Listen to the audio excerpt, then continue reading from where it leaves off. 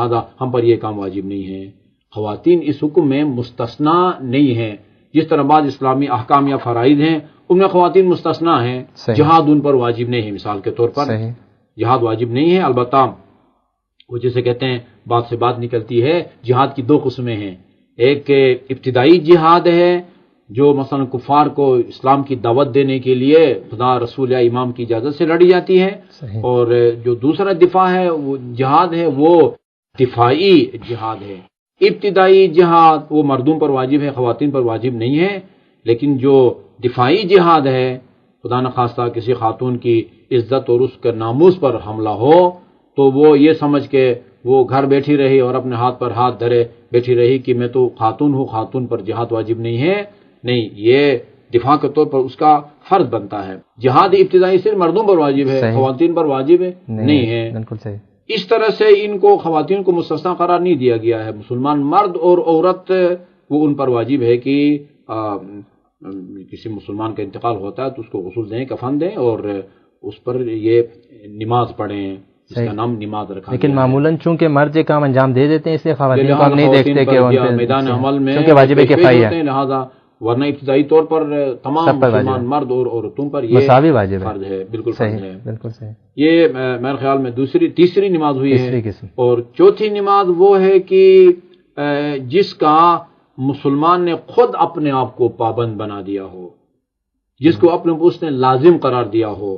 یعنی ابتدائی طور نماز پنجگانہ کی طرح یہ نہیں کہا گیا ہے اقیم الصلاۃ، قسم کھاؤ اور قسم کے ذریعے نماز کو اپنے اوپر واجب قرار دو. اللہ تعالیٰ کی طرف سے حکم نہیں ہے، لیکن یہ جائز ہے کہ آپ قسم کے ذریعے اپنے آپ کو ایک عمل کا پابند بنا دیں. اس طرح آپ قسم کھاتے میں سگریٹ نہیں پیوں گا، صحیح، تو یا قسم کھاتے ہیں کہ میں آئندہ جمعرات کو روزہ رکھوں گا.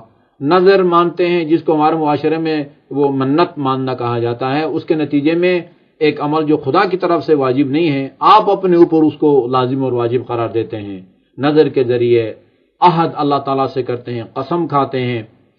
اس کے نتیجے میں آپ نے اگر نظر مانی میں نماز جعفر تیار پڑھوں گا بڑے مفصل طریقے سے، بدھ کو بھی روزہ رکھوں گا، جمعرات کو بھی روزہ رکھوں گا، اور جمعہ کے دن روزے کی حالت میں نماز جعفر تیار پڑھوں گا، کیونکہ یہ حاجت روائی اور گناہوں کی مغفرت کے لیے ایک سیر ہے، لہذا مجھے نماز جعفر تیار پڑھنی چاہیے.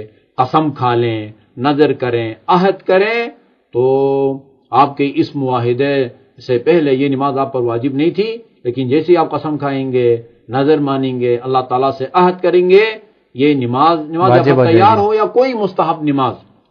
البتہ ایسی نماز کی جو وارد ہے، یعنی جس کا طریقہ ذکر قرآن و سنت میں جس کا ذکر ہے، اپنی طرف سے ایک نماز کا اختراع کریں، ایک نماز کا کوئی ایجاد کریں، وہ 3.5 رکعت پر مشتمل ایک نماز پڑھوں گا، ایسی نماز تو اسلام میں نہیں ہے. یا 2 رکعت نماز نفل میں پڑھوں گا کسی بھی دن، تو اس میں وہ ہے نماز کے بارے میں کہا گیا کہ نماز حسب توفیق پڑھا کرو، زیادہ سے زیادہ نماز پڑھو، مسنون طریقے سے جو طریقہ منقول ہے اس طریقے سے نماز پڑھنے کی اجازت ہے.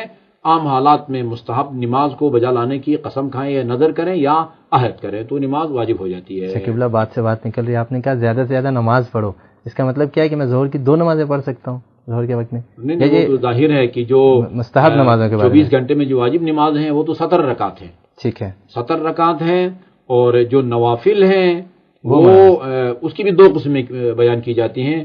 ہم کہتے ہیں ذات الاسباب اور غیر ذات الاسباب. صحیح. یعنی وہ نمازیں کہ جو کسی وقت کے داخل ہونے کی وجہ سے، کسی جگہ جانے کی وجہ سے اسلام میں شریعت میں مستحب قرار دی گئی ہیں، ذات الاسباب ہیں. یہ 5 وقت کی نماز کے جو نوافل ہیں وہ ذات الاسباب نمازیں وہ کہلاتی ہیں.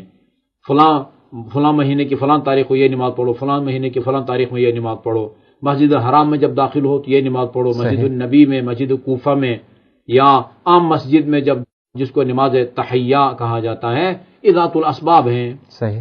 یعنی جو کسی مقررہ تاریخ یا دن کی وجہ سے پڑھی جاتی ہیں، یا کسی مخصوص جگہ جانے کی وجہ سے، یا کسی مخصوص مکان عمارت میں داخل ہونے کی وجہ سے. کچھ غیر ذات الاسباب ہیں، یہ کہ ابھی اس پروگرام سے فارغ ہو کے 2 رکعت آپ وضو کریں اور 2 رکعت نماز قربتاً اللہ پڑھیں اور اس کا ثواب اپنے مرحومین کے لیے ہدیہ کر دیں.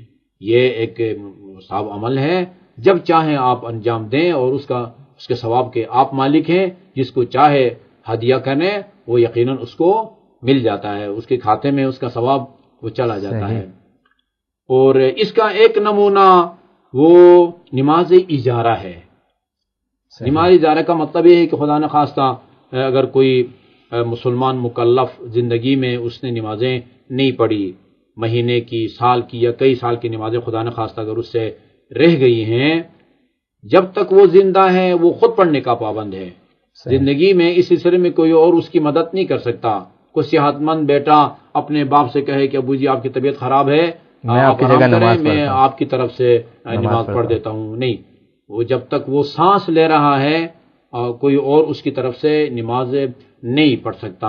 اور جیسے ہی انسان کی آنکھ بند ہو جائے، اگر اس کے ذمہ کوئی نماز ہو تو پھر زندہ مرحوم کی طرف سے نماز پڑھ سکتے ہیں. ہم انشاءاللہ بعد کے پروگراموں میں بیان کریں گے کہ اگر ایک آدمی نے نمازیں نہیں پڑھی تو پھر زندہ لوگوں میں کس پر واجب ہیں، کس پر واجب نہیں ہیں. لیکن رضاکارانہ طور پر اور ہمدردی کی بنا پر اگر پڑھیں تو وہ بری الذمہ ہو جاتا ہے، اس کا عذاب ٹل جاتا ہے، اس کا محاسبہ جو ہے وہ ختم ہو جاتا ہے. وہ انشاءاللہ ہم بعد میں بیان کریں گے. تو ابھی ہم اس چوتھے نماز کے نمونے کے طور پر جس کو بیان کرنا چاہ رہے ہیں وہ نماز اجارہ ہے. فرض کریں ایک آدمی مرحوم ہو جاتا ہے اور اس کے ذمے 1 سال یا 10 سال کی نمازیں تھی.